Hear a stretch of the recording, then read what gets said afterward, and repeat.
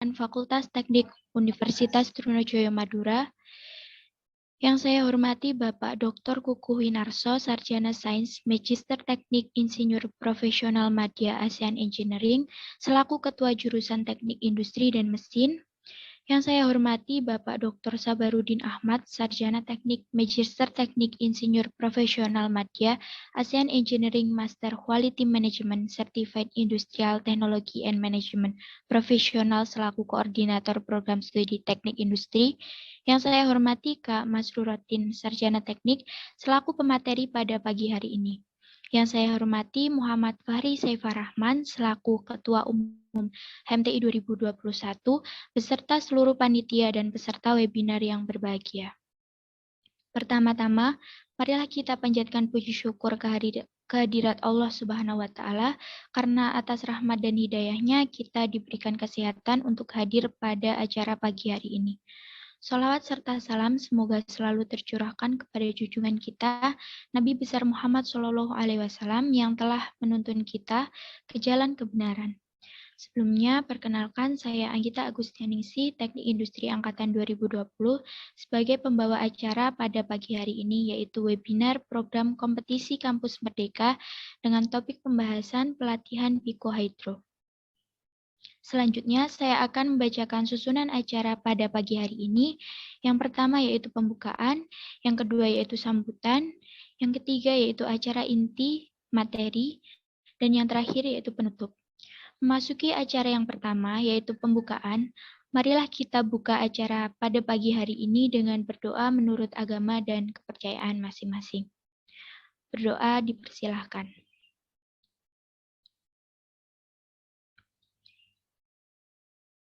Berdoa dapat dicukupkan.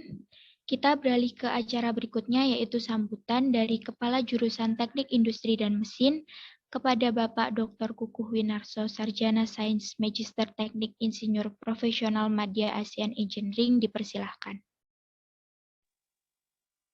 Baik, bismillahirrahmanirrahim. Assalamualaikum warahmatullahi wabarakatuh. Suara saya kedengaran, Pak? Terdengar, Bapak. Oke. Selamat pagi semua. Hari ini hari Minggu 31 Oktober. Semoga kita senantiasa dalam keadaan sehat walafiat, sehingga kita bisa menjalankan aktivitas yang digagas oleh Himpunan Mahasiswa Teknik Industri UTM yang pagi hari ini hendak mengadakan webinar tema Piko Hydro gitu Mbak ya, yang akan disampaikan oleh alumni kita 2000 berapa ya Mbak Masrurotin ini. Mudah-mudahan acara hari ini kita dapat terlaksana dengan baik. Tidak lupa saya ucapkan selamat datang pada Bapak Dekan kita, Bapak Ari Basuki, kemudian Pak Prodi kita, Pak Sabarudin Ahmad, serta Bapak Ibu dosen yang apabila hari ini hadir. Kemudian selamat datang juga kami sampaikan kepada Mbak Masrurotin, alumni TI UTM. Saya nggak tahu angkatan berapa, yang saya tahu mantan komting saya statistik gitu ya. Kemudian dalam rangka webinar hari ini saya harapkan adik-adik mahasiswa peserta webinar hari ini bisa mengikuti acara dengan seksama dan tentu saja proaktif untuk bisa bertanya, diskusi, dan seterusnya, karena ini terkait dengan tema Piko Hydro yang beberapa hari lalu merupakan proyek dari mahasiswa MBKM khususnya terkait teknologi yang sedang digalakkan, yaitu Piko Hydro. Yang kedua, mudah-mudahan kita tetap jaga kesehatan dalam masa pandemi ini. Kita tetap waspada, tetap pakai prokes 5M supaya kita terhindar dari pandemi yang masih tetap berlangsung seperti saat ini, sehingga yang harusnya hari ini kita laksanakan secara tatap muka di kelas, di kampus kita, tapi kita laksanakan secara daring melalui acara webinar hari. Itu mungkin yang bisa saya sampaikan. Sekali lagi selamat datang Mbak Masrudin untuk menyampaikan materi hari ini. Mudah-mudahan terlaksana dengan lancar dan dapat ditarik hikmahnya bagi adik-adik mahasiswa yang menjadi peserta webinar hari ini. Mungkin itu yang kami bisa sampaikan. Wassalamualaikum warahmatullahi wabarakatuh. Saya kembalikan ke Mbak Anggita. Baik, terima kasih disampaikan kepada Bapak Kuku Winarso. Acara berikutnya yaitu acara inti yang akan dipandu oleh moderator kita pada pagi hari ini, yaitu Mas Ahmad Rifki Riza Alfani. Kepada Mas Rifki dipersilahkan. Ya, baik. Assalamualaikum warahmatullahi wabarakatuh. Salam sejahtera bagi kita semua. Salam, Om Swastiastu, Namo Buddhaya, salam kebajikan. Saya ucapkan terima kasih kepada MC yang telah memberikan kepercayaan kepada saya untuk melanjutkan rangkaian acara pada pagi hari ini. Yang terhormat Bapak Ari Basuki, SDMT CRP, ASCP, COMP, selaku Dekan Fakultas Teknik Universitas Trunojoyo Madura. Yang saya hormati Bapak Dr. Kuku Winarso, SSC MT IPN ASEAN Engineering, selaku Ketua Jurusan Teknik Industri dan Mesin Universitas Trunojoyo Madura. Yang saya hormati Bapak Dr. Sabarudin Ahmad, ST MT IPN ASEAN Engineering, selaku Koordinator Program Studi Teknik Industri Universitas Trunojoyo Madura, beserta seluruh dosen teknik industri yang hadir. Yang saya hormati Kak Masrurotin, Sarjana Teknik, selaku pemateri pada acara pagi hari ini. Yang saya hormati Muhammad Fahri Saifar Rahman selaku Ketua Umum Himpunan Mahasiswa Teknik Industri 2021 beserta seluruh panitia dan peserta webinar program kompetisi Kampus Merdeka yang berbahagia.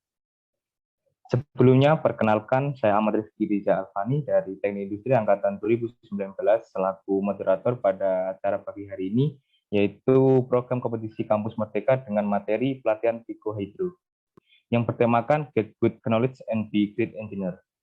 Sebelum kita lanjut ke acara inti, izinkan saya membacakan beberapa rute jalannya acara.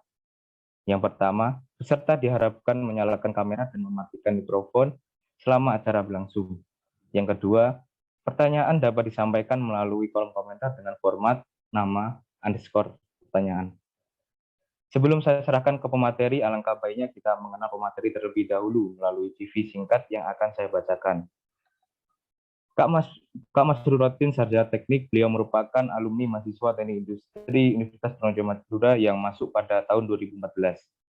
Beliau juga merupakan asisten laboratorium sistem manufaktur.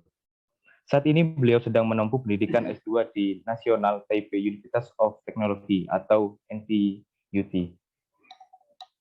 Langsung saja kita ke acara inti pada pagi hari ini, yaitu pemaparan materi dari Kak Masrurotin. Kepada Kak Masrurotin, dipersilahkan. Baik, terima kasih kesempatannya. Selamat pagi Pak Kukuh dan selamat pagi teman-teman semuanya.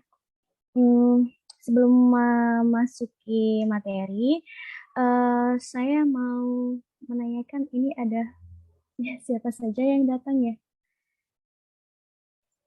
Iya Kak, baik. Untuk yang datang ini dari beberapa elemen angkatan, mulai dari angkatan 2018 sampai dengan 2021, gitu Kak. Oke, baik. Oke, saya mulai untuk share screen-nya. Suara saya terdengar jelas ya? Iya Kak, terdengar jelas.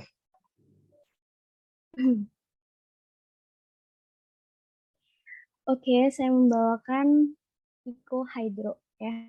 Ini new renewable energy, jadi energi terbarukan yang nantinya bakal disumberkan dari air ya, hidro.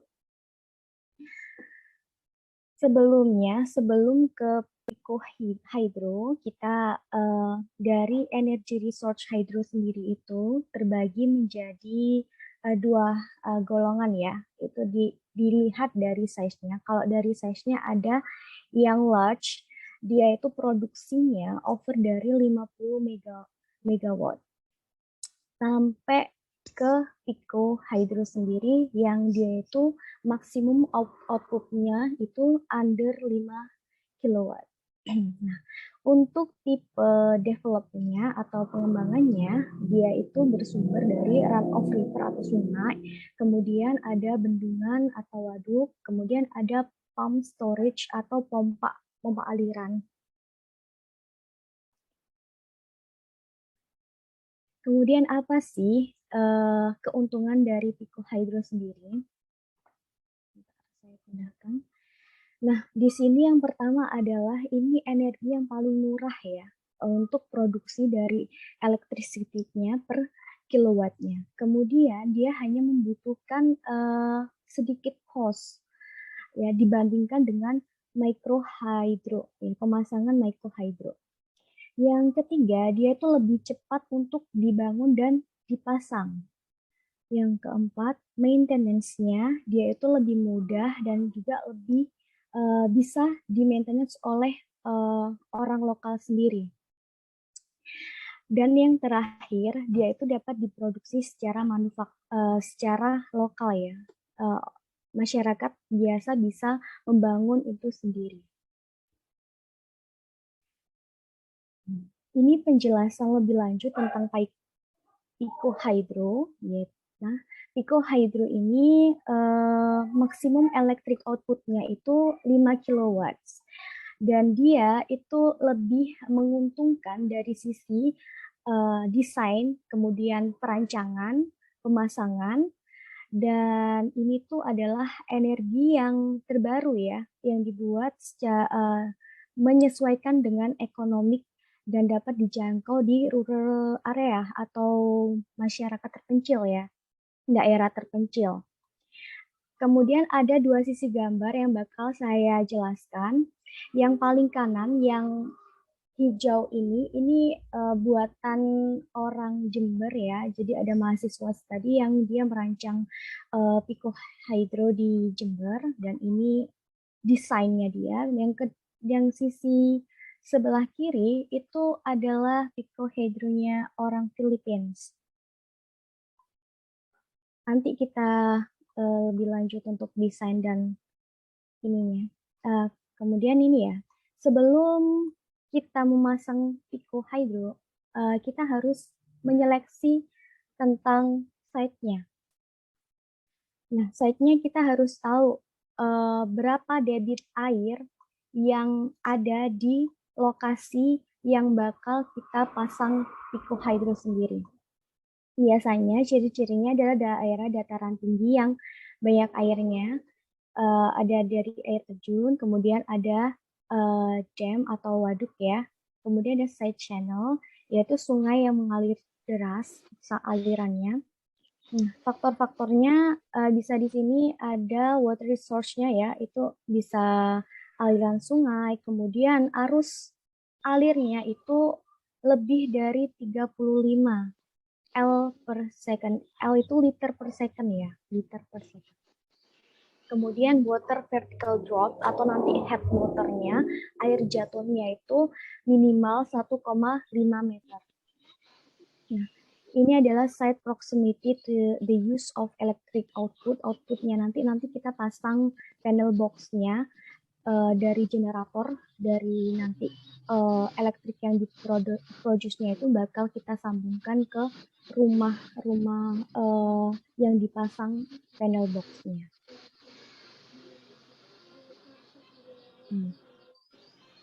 Ini komponen umum, sorry. Ini komponen umum ya, komponen umum dari Pico Hydro. Bisa dilihat kursor saya? Bisa. Kursornya bisa terlihat nggak? Iya Kak, bisa Kak. Oke. Di sini yang ini adalah rotornya, rotor generator magnet permanen. Jadi ini di bagian dalamnya ada generator magnet permanennya. Kemudian kita butuh kumparan ya, lilitan kumparan untuk arus listriknya. Nah, ini ada mur dan baut ya. Terus yang ini tuh cuman tutup depan belakangnya generator magnet permanen. Kita butuh turbinnya dia pakai papan-papan yang sudutnya ada 12 sudut dan diameternya 60 cm. Dia dipasang di sini nantinya. Generatornya ditaruh di atas. Ini adalah contoh panel box control, cuman ini yang lebih modern. Biasanya kalau masyarakat yang di daerah itu pakai meteran yang sederhana ya. Seperti itu. Kemudian kita masuk ke working principle-nya. Working principle dari picohydro sendiri. Kita tadi udah bahas kita butuh headwater-nya itu minimal 1,5 meter ya. 1,5 meter.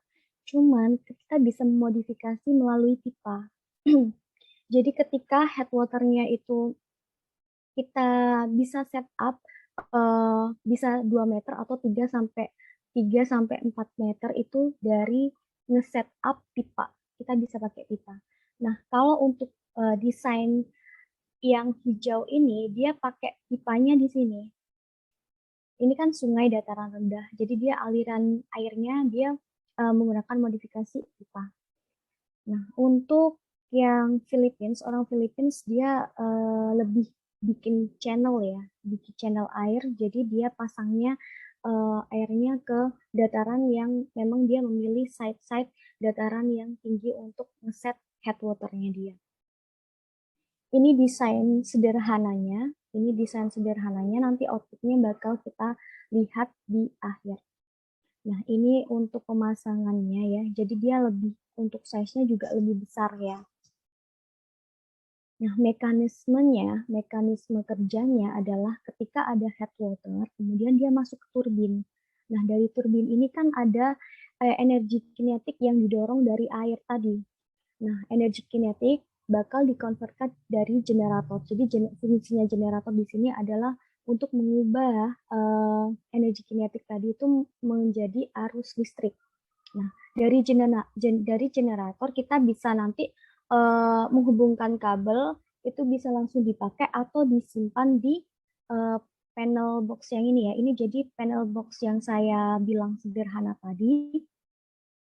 Panel box di sini dia mengubah ya tegangan AC ke DC, kemudian untuk mengecas SU atau aki ya, dari aki nanti dibatasin. Kalau dia dibatasi 15 volt, tapi kemudian nanti dari tekanan DC ke AC dia nanti mengeluarkan tegangan sebesar 220 volt.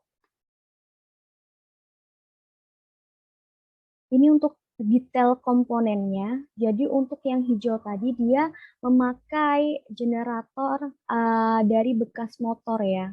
Nah, ini speknya. Untuk rotornya sendiri dia pakai 5,2 diameternya 5,2 cm. Terus jumlah magnetnya ada 24 batang dan 6 kutub.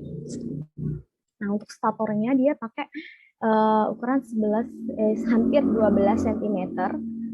Dan ada sekitar 100 lilitan ya.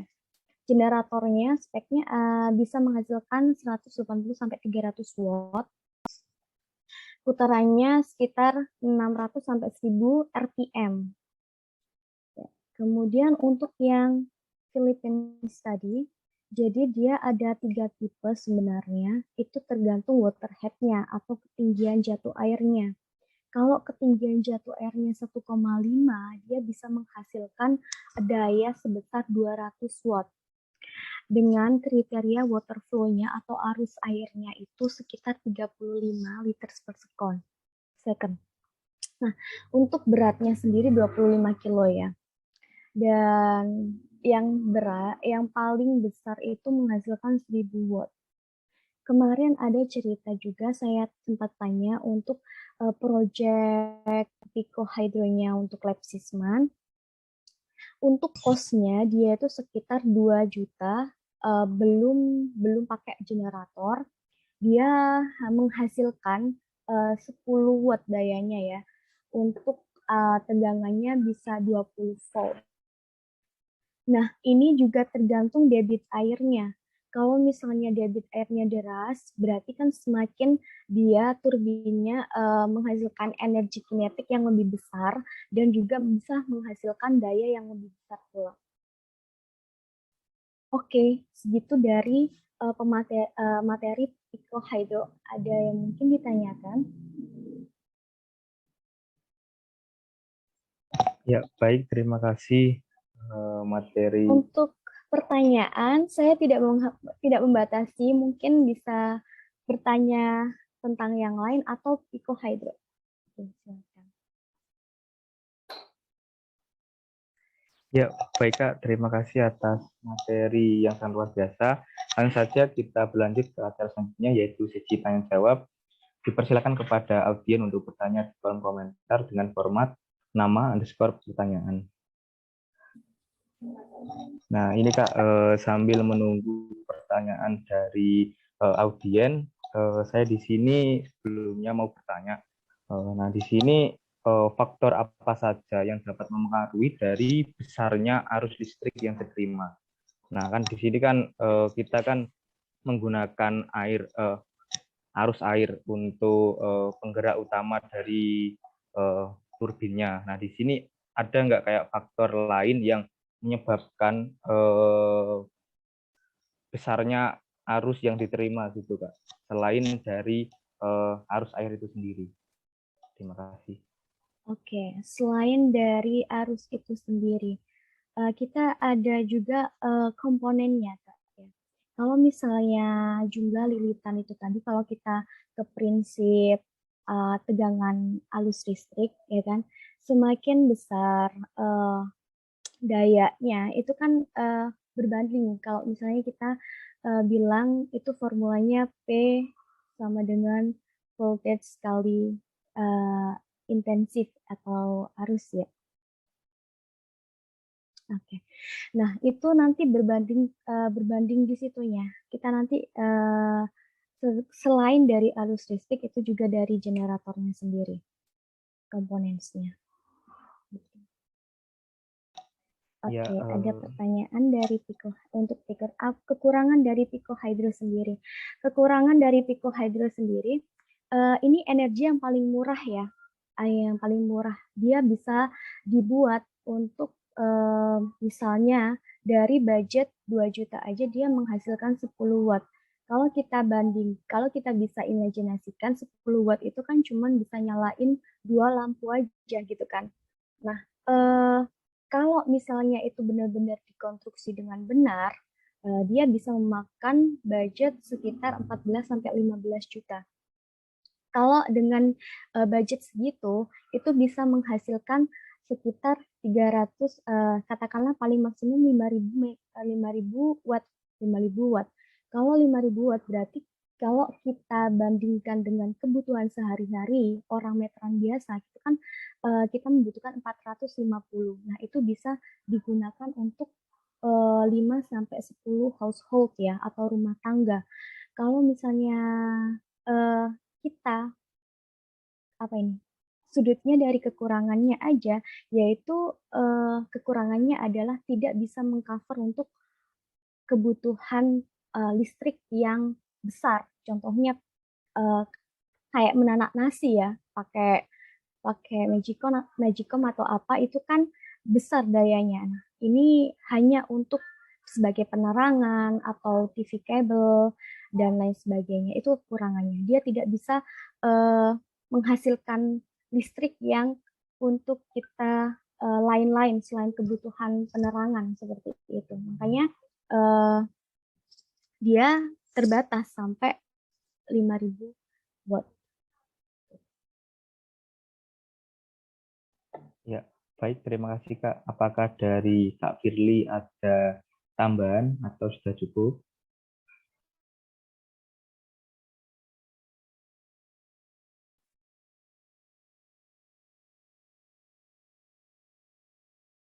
Oke. Ya, baik, dari Kak Firly sudah cukup. Barangkali dari teman-teman audiens yang lain Silahkan yang ingin bertanya. Ya Kak, ini pertanyaan sudah masuk dari Muhammad Mufid Aprianto dengan pertanyaan, apakah ada ukuran atau batasan pada komponen yang digunakan untuk debit atau arus air yang kecil maupun besar, atau semua komponen dapat digunakan pada setiap debit air, gitu kan? Tentu ada ya. Kalau misalnya untuk debit atau arus air yang lebih besar, dia juga membutuhkan turbin, ya jenis turbinnya, kemudian jenis wheel-nya, pemutaran turbinnya itu speknya juga harus lebih kuat. Karena takutnya patah turbin yang, sebentar saya masukkan ke slide saya.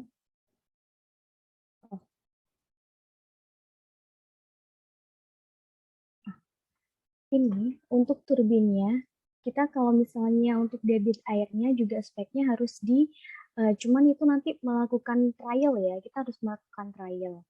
Jadi arus yang besar, debit air yang besar juga membutuhkan turbin juga yang kuat, kemudian dia juga butuh generator yang lebih besar dayanya, seperti itu. Ya, baik, terima kasih Kak. Dari Mas Mufid, barangkali ada yang mau ditambahkan atau sudah cukup?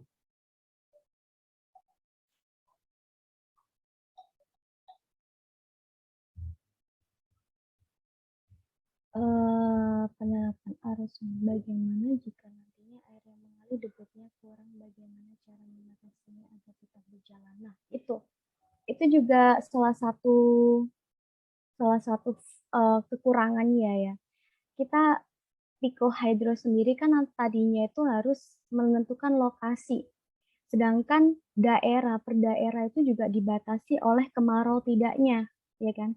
Kemarau tidaknya. Nah, di situ juga ada harus ada pipa pompa. Jadi untuk menstabilkan aliran air seperti itu. Itu juga salah satu kekurangan dari Pico Hydro. Ketika daerah yang kita sudah tentukan lokasinya, kemudian kita sudah seharusnya untuk pemasangan itu kita harus melakukan survei terlebih dahulu, survei tempat, yaitu ketika titik air, debit air minimum ketika dia kemarau itu kayak apa, kemudian ketika dia deras itu kayak apa, sehingga instalasinya itu pas seperti itu. Kemudian untuk maintenance-nya juga, maintenance dari Pico Hydro sendiri itu karena dia kan murah ya, maintenance-nya paling murah. Cuman kita itu harus menghindarkan dari sungai-sungai yang bercemar, ya, atau maksudnya menghindarkan dari sampah-sampah yang berserakan untuk biar tidak menghambat jalannya air ke turbin. Takutnya ada sampah, dia masuk ke turbinnya, kemudian dia bisa macet seperti itu. Iya, baik Kak. Terima kasih atas jawabannya. Barangkali dari Kak Elvin ada tambahan lagi atau sudah cukup?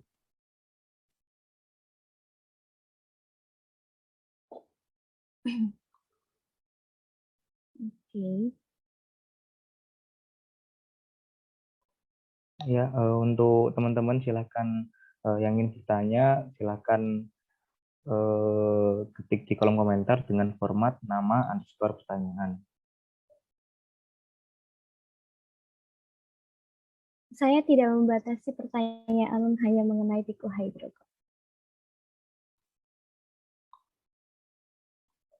Iya Kak, baik.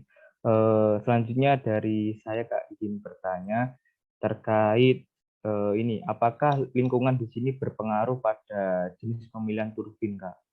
Nah, semisal nih untuk turbin jenis turbin Archimedes ini cocok pada daerah perbukitan ataupun yang lain. Nah, itu apakah ada pengaruhnya dalam pemilihan jenis turbinnya di sini Kak?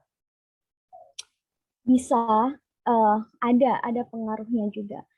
Kalau misalnya dia sungainya dia datar ya kan, saya kurang ini masalah jenisnya. Cuman kalau kita lihat dari turbinnya di sini, dia bergeraknya nggak seperti roda kayak tadi. Dia bergeraknya apa nih, horizon ya. Dia bergeraknya horizon. Nah, ini juga